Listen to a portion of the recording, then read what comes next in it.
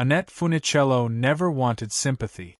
Despite everything she endured, the fame, the betrayals, the disease that slowly stole her voice and her movement, she refused to be pitied. Her children learned this early. They never said, "Mom, you're not walking well today." They never drew attention to her struggles. Instead, they focused on her strength, the same strength that had made her a household name. For decades, Annette captured America's heart. She sang, she danced, she made millions of people laugh. But what the public never saw was the darker side of her journey.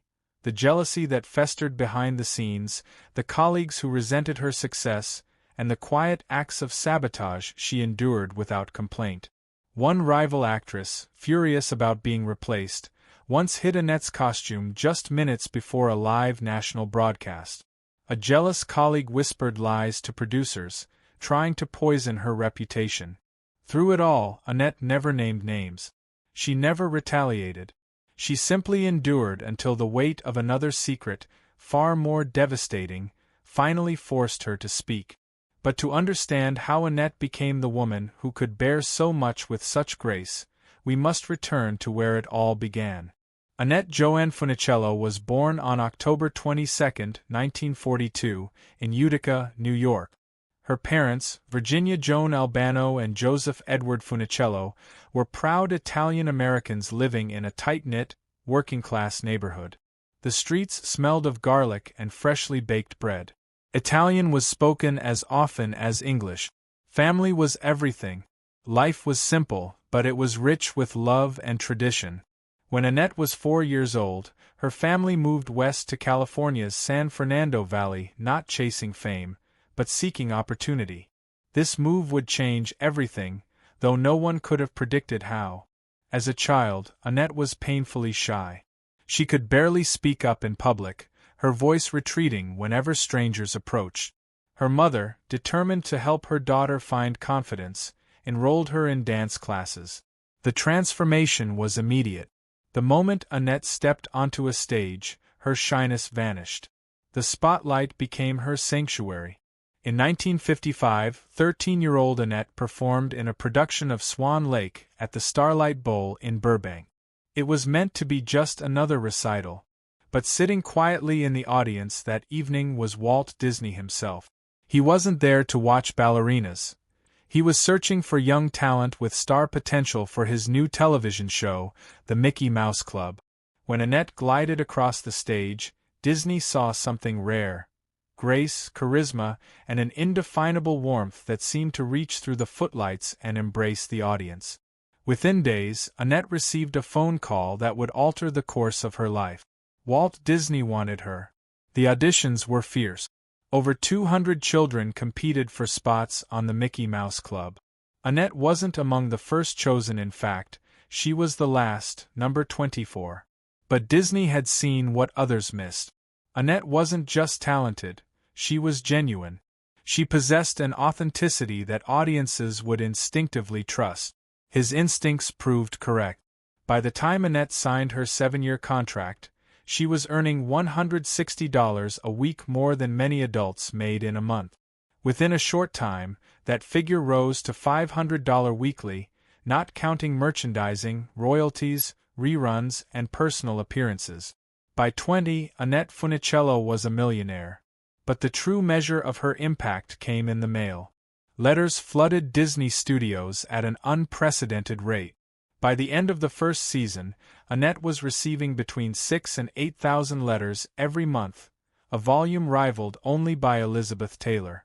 Walt Disney, astonished by the numbers, once asked Annette, "Do you have lots of Italian relatives?" She laughed. "No. The amount of mail you get is incredible," he replied, shaking his head in wonder. Her charm transcended demographic. Young boys sent her rings and watches through the mail, proposing marriage to a girl they'd never met. Annette, embodying the wholesome values she genuinely held, returned every single gift. Her innocence wasn't an act, it was simply who she was. As her popularity soared, Annette's roles expanded. In 1956, she starred in Adventure in Dairyland, filmed on a working farm in Verona, Wisconsin. It wasn't glamorous Hollywood fare, but audiences loved its authenticity and Annette's natural warmth. She followed this with Spin and Marty, playing a sweet, down-to-earth ranch girl. These roles generated comics, books, and reruns that would endure for decades. But all things end. In 1958, the Mickey Mouse Club aired its final episode. The cast gathered to say goodbye, tears flowing freely as they embraced one another. Annette cried the hardest. She later admitted, "I never cried so hard in my life." While most of the Mouseketeers were released from their contracts, Annette received a different message. Walt Disney wasn't letting her go, he was elevating her. He offered her a new contract and prepared to launch her as a solo star. Behind the camera, a quieter story was unfolding. During the first season, Annette had secretly dated fellow Mouseketeer Lonnie Burr. At a party, he gave her a ring and they briefly went steady. Her father disapproved and made her return it. Years later, Lonnie learned that he had been Annette's very first kiss. She revealed this in her 1994 autobiography, and decades afterward, they reunited for a TV movie called Lots of Luck, the first time two original Mouseketeers had acted together as adults. In 1959, Annette did something unexpected. She released a song just 98 seconds long that made music history. Tall Paul rocketed to number 7 on the Billboard Hot 100, making Annette the first female singer to break into the top 10 with a rock and roll single. The success opened new doors. Dick Clark invited her to join his Caravan of Stars tour. From September through November 1959, Annette performed alongside legends like Paul Anka, Duane Eddy, and the Coasters. Some nights, crowds grew rowdy and fights erupted. But Annette remained professional, never losing her infectious energy. She simply kept singing. Impressed by the songwriting team behind Tall Paul, Disney made a pivotal decision. He hired the Sherman Brothers on an exclusive basis. Their music would eventually win an Oscar for Mary Poppins. By 1960, Annette's sound had matured. Disney released a trilogy of albums designed to showcase different facets of her evolving persona. Hawaiianette featured tropical rhythms, Italianette embraced her heritage, Danceanette emphasized movement and energy. Each album was carefully crafted to transition Annette from child star to sophisticated young woman. Pineapple Princess, released in summer 1960, became her third biggest hit, reaching number 11 on Billboard and staying there for 9 weeks. The song proved so beloved that it was later covered in multiple languages and appeared in the 2021 comedy Barb and Star Go to Vista Del March. Disney had a clear vision for Annette's trajectory. He saw her as the next Teresa Brewer, the 1950s chart-topping singer who had recorded over 600 songs. But Annette credited her sound not to any singer, but to her producer, Tutti Camarata, who had shaped her distinctive style. At 17, Annette met Paul Anka at a dinner. Their connection was immediate. What began as conversation blossomed into something deeper. Over the following year, they became inseparable, spending hours on the phone, sometimes talking for 3 hours each night. They made over 100 calls. What the world dismissed as a teenage crush was, in reality, a genuine and powerful love. Paul later called Annette his first love. In her autobiography, Annette wrote, "Just because we were 17 didn't mean our love wasn't real." Their romance inspired iconic songs. In 1959, Paul wrote, "Put Your Head on My Shoulder" for her. The following year, stung by how adults dismissed their relationship, he penned Puppy Love, a song that climbed to number 2 on Billboard. He sang it to Annette over the phone before anyone else heard it. Their connection wasn't just romantic, it was creative. Paul would sit at the piano and ask Annette to share her thoughts, and together they'd craft lyrics in a partnership rare for two teenagers in the spotlight. But Hollywood had rules. Annette remained under Disney contract, and the studio maintained strict control over her image. Every time Paul tried to see her, a chaperone materialized. Disney executives warned him bluntly, "Mr. Disney doesn't want you near her." They treated Annette less like a person than like property. Once, Paul convinced a staffer to distract Annette's mother with a card game just so he could steal a quick kiss. Eventually, the pressure proved too much. Despite their deep feelings, they were on diverging paths. Paul admitted in a 2024 interview, "She wanted to get married. I couldn't do it." Fearful of commitment, uncertain he could give her what she needed, Paul stepped away. After their breakup, Annette began dating Jack Gilardi, Paul's agent, and married him in 1965. Paul married someone else in Paris. The pain of lost love never fully faded. Years later, Frankie Avalon told Paul, "She did love you." Paul's response was simple, "Well, I loved her." While her personal life shifted, Annette's career was about to reach new heights. On July 11, 1963, Beach Party opened in theaters. The film didn't just perform well, it shattered expectations. Opening day grossed $48,226. The first week, from only 30 theaters, brought in $292,800. By year's end, the film had earned $1.2 million on a budget under $800,000. Executives at American International Pictures were stunned. They had predicted modest returns. Instead, Beach Party became their biggest hit, launching an entire genre. Theaters overflowed. The film outperformed major releases like The Birds and The Nutty Professor. By September, studio heads were honored as Producers of the Year. Annette had become a bona fide box office queen. But success in Hollywood bred resentment. Behind the sunny beach scenes, some colleagues seethed with jealousy. They whispered that Annette only got roles because she was Disney's favorite. The tension erupted before a live national broadcast when Annette's custom-made outfit mysteriously vanished. Forced to wear an ill-fitting spare, she looked uncomfortable and the audience noticed. Later, crew members revealed that a jealous colleague, someone who had been passed over for a lead role, had hidden the costume deliberately. Annette never complained publicly. She thanked the crew, refused to name the culprit, and moved on. But everyone backstage knew the truth. As the beach films grew more popular, producers demanded more. They wanted more skin, more allure. Scripts arrived featuring revealing bikini scenes. But Annette refused. She felt such scenes would betray the trust of the fans who had supported her since the Mickey Mouse Club. The producers weren't pleased. They threatened to replace her, even casting another actress in some promotional materials. Disney intervened to calm the situation. Annette held firm. In an industry that pressured young women to commodify their bodies, she said no, and her integrity made her more beloved, not less. At 22, Annette married Jack Gilardi, a man 12 years her senior. By then, she had transitioned from Disney Child star to teen idol, starring in films like Babes in Toyland and the Beach Party series. Gilardi had been her agent. Their professional relationship evolved into romance. The public's reaction to their 1965 wedding was emotional. Charles Schulz even used his Peanuts comic strip to show Linus weeping. "I can't stand it. This is terrible. How depressing." Annette Funicello has grown up. But behind the headlines, the marriage was more complicated than it appeared. Annette later admitted that Jack called her Dolly, a nickname her father had used.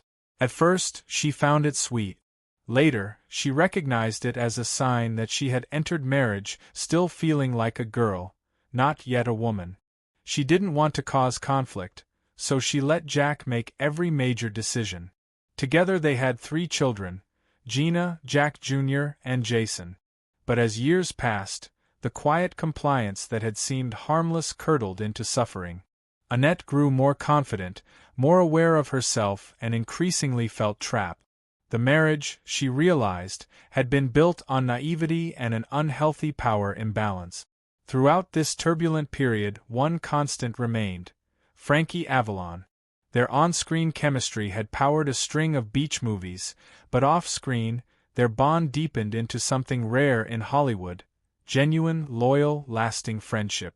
Frankie became godfather to Annette's daughter Gina, embracing the role far beyond ceremony. For over 3 decades, even after the cameras stopped rolling, He remained present in her family's life. In 1981, after 18 years of marriage, Annette divorced Jack Gilardi. No longer the obedient young wife, she had found her voice. She handled the divorce quietly, determined to keep her children close to their father while reclaiming her independence. Those 5 years as a single mother became transformative. She drove carpools, volunteered at her children's school, and discovered who she truly was, no longer afraid of conflict, no longer living in anyone's shadow. During this time, she reconnected with Glenn Holt, a harness horse trainer she had met years earlier at Hollywood Park Racetrack. After her divorce, Annette returned to the track, and their friendship blossomed into romance. Both in their 40s, both divorced, they moved slowly, building a relationship grounded in mutual respect. On May 3, 1986, they married. At the reception, a surprise guest appeared, Mickey Mouse himself, dancing with Annette in a magical tribute to her root. In early 1987, Annette was enjoying a career resurgence. She had reunited with Frankie Avalon for Back to the Beach, a nostalgic return to their classic films. But behind the scenes, something was terribly wrong. Dizzy spells plagued her. Headaches became constant. Worst of all, she could barely walk straight. After numerous doctor visits, she received a diagnosis that would change everything: multiple sclerosis. She told no one. For 5 years, Annette hid her condition from friends, family, and fans. She continued smiling for cameras and performing on stage while her body slowly betrayed her. She stumbled during filming but said nothing. She was terrified of being seen as weak, afraid her career would end if people knew the truth. The strain of secrecy took its toll. People noticed something was wrong with her unsteady gait, her sluggish movements. Rumors spread. Was Annette hiding a drinking problem? Was she another washed-up child star clutching a bottle? Tabloids had a field day. None of it was true. But the gossip was relentless. For someone who had always been America's sweetheart, the cruel speculation was devastating. Rather than correct the lies, Annette endured them in silence, fearing the truth would be worse. In July 1992, she could bear it no longer. Sitting down for a powerful interview on 20/20, Annette finally revealed her secret. She had been living with multiple sclerosis since 1987. The revelation sent shockwaves through the country. People wept. They apologized for years of misunderstanding. Annette explained she had kept her illness private to avoid worrying her fans, but the rumors had gone too far. That same year, Disney honored her as a Disney legend, the first Mouseketeer to receive the title. Annette's revelation transformed her into something greater than a former child star. She became the face of a disease millions feared to discuss. Her honesty inspired countless others struggling in silence. In 1993, she established the Annette Funicello Research Fund for Neurological Diseases. This wasn't merely a foundation, it was her fight made public. She ensured every dollar went directly to research, with no administrative waste. Glenn, her devoted husband, supported the fund tirelessly, raising money and promoting awareness even after her passing. For 27 years, Glenn became her caregiver, protector, and voice. As the disease progressed, he adapted. In 2004, when Annette could no longer walk, he built a custom wheelchair using a harness racing seat. In 2009, when she lost her ability to speak, he continued talking to her every day. By then, she required a feeding tube and round-the-clock care. Despite this, Glenn never placed her in a facility. He stayed by her side, hired nurses, and fought to preserve her dignity and spirit. In March 2011, disaster struck. Their Encino home, where Annette had lived for nearly 40 years, caught fire. Annette was inside with Glenn and a nurse when flames erupted. Firefighters arrived quickly, but the damage was catastrophic. Annette inhaled smoke and was rushed to the hospital. She survived, but the trauma was immense. The home where she had raised her children was gone. They sold the remains for $714,250 and moved to a quiet ranch outside Bakersfield. It was rural, simple, far from Hollywood's lights. But it offered peace, something Annette had long yearned for. In this stillness, away from the spotlight that had once defined her, she found solace. By 2009, Annette had lost her voice completely. The woman who had once belted out Tall Paul and brought the Mickey Mouse Club to life could no longer speak a single word. At 67, she had entered the final stage of her illness. She could still blink, still listen, but communication was gone. A 2012 Canadian program showed how much her condition had taken. Her body was still. Her face was silent. Her close friend Shelley Fabre appeared in the segment, visibly heartbroken. The girl who had captured America's heart had become a prisoner in her own body. On April 8, 2013, Annette's long battle ended. At Mercy Southwest Hospital in Bakersfield, her family made the heart-wrenching decision to remove her from life support. She was 70 years old. Her children Gina, Jack Jr., and Jason stood at her bedside, holding her hands as she passed. Shelley Fabre was there too, as she had been for decades. In the quiet of that moment, Gina whispered, "She's on her toes, dancing in heaven." Tributes poured in from across the entertainment world. Bob Iger, Disney CEO, called Annette one of Walt Disney's brightest stars, praising her for facing illness with unimaginable bravery and grace.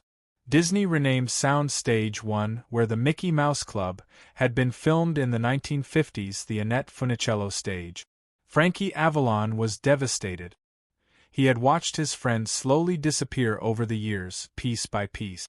In an emotional interview, he recalled the painful reality of her final years, when communication had become impossible.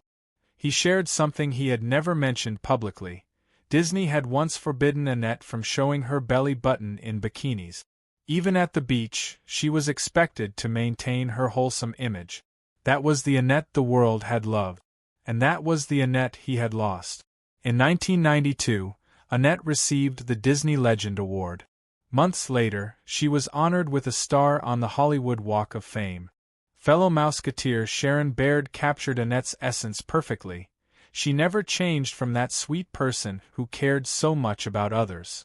From her early days as a child star, through her rise as a pop icon, and through the silent years when her voice had faded, Annette never lost the heart that made her unforgettable.